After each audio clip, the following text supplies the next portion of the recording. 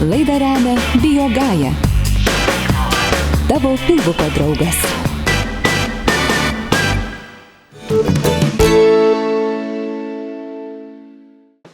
Šiandien pasakojimą turi paruošusi ir Saulė, mažoji laidos reporterė. Apie ką, tuojau sužinosite. Sveiki! Šiandien atvykome į dantukų apžiūrą. Tikiuosi žinote tą jausmą, kai seni dar neiškritę, o jau dygsta nauji. Tad keliaukime pas daktarę ir viską sužinokime apie dantukus. Mokyklinio amžiaus vaikų dantų priežiūra gerai tėveliams pažįstamas rūpestis. Šiame laikotarpyje juk krenta pieniniai dantis ir dygsta nuolatiniai, o tai dėja ne visada malonus procesas. Su klibančiais dantukais į vieną Vilniaus odontologijos kliniką šiandien atėjo ir pati Saulė. Sveika, Saulė. Labą dieną. Teik susipažinsim. Prieš apžiūrą jaunoji reporterė turėjo keletą klausimų. Klausykite įdėmiai, nebejojame, atsakymai pagelbės ir jums. Tai norėjau jūsų keletas dalykų paklausti. Kaip reikia saugoti pradinukų dantukus? Jeigu tu nori, kad tavo dantukai būtų gražus ir balti, tai pirmiausia, juos reikia valyti. Reikia valyti 2 kartus dienoj, ryte ir vakare. Gal tu žinai, kiek laiko reikia valyti dantis?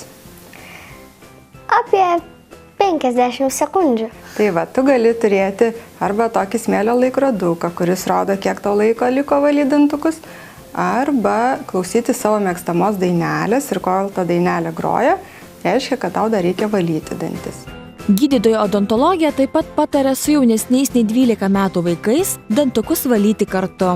Pamokyti atlikti tinkamus judesius vaikiškų šepetėlių, taip pat naudotis dantų siūlų. Šepetėlių judesiai turėtų būti sukamieji, po to šluojamieji, kad nubrauktume visas bakterijas nuo danties paviršiaus. Galima naudoti ir skalavimo skystį skirtą vaikams, tačiau darant pertraukas, pavyzdžiui, savaitės. Kokios problemos dažniausiai kamuoja vaikus tokio amžiaus kaip aš? Tai va, tokio amžiaus kaip tu, vaikai labai dažnai mėgsta valgyti daug saldumynų ir gerti daug saldžių visokių gėrimų. Taip pat jie pamiršta išsivalyti dantis, tai tada tie dantukai labai dažnai sugenda. Tai va, labai svarbu nevalgyti tiek daug saldumynų ir valytis dantis. Bene greičiausiai gendantis dantis yra pieniniai vaikų dantukai, kuriuos dažnai puola kariesas ar kitos problemos. Visi žinome, kaip sunku gali būti atvesti mažuosius pas dantistą. Tačiau kaip bebūtų, laukti, kol sugedęs pieninis dantis tiesiog iškris, negalima. Ar reikia taisyti pieninius dantukus?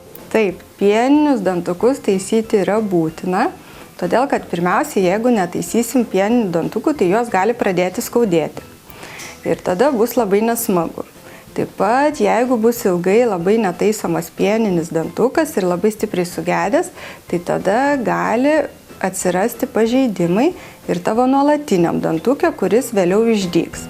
Labai svarbu, kad specialistai, kuriems patikime mažuosius, būtų profesionalai ir mokėtų elgtis su vaikais. O dabar itin svarbus klausimas. Ar galima traukti klibantį dantį siūlų, o kąsti morką? Galbūt geriausia nieko nedaryti? Gydytoja, dar norėjau paklausti šito.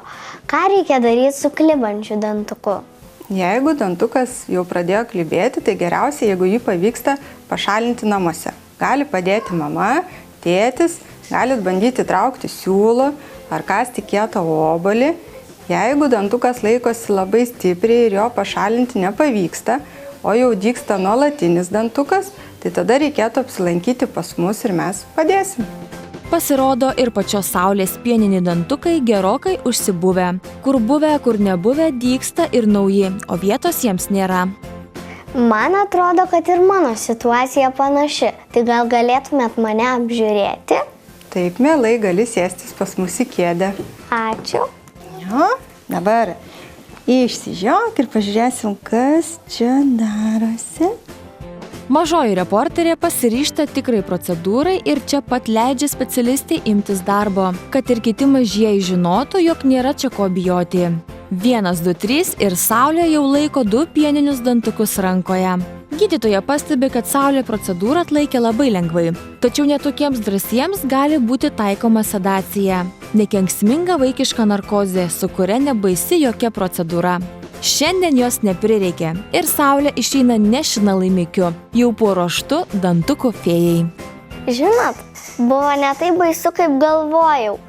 Štai ir jūs nebijokit, tad saugokit savo pieninius ir tikrus dantukus. Iki!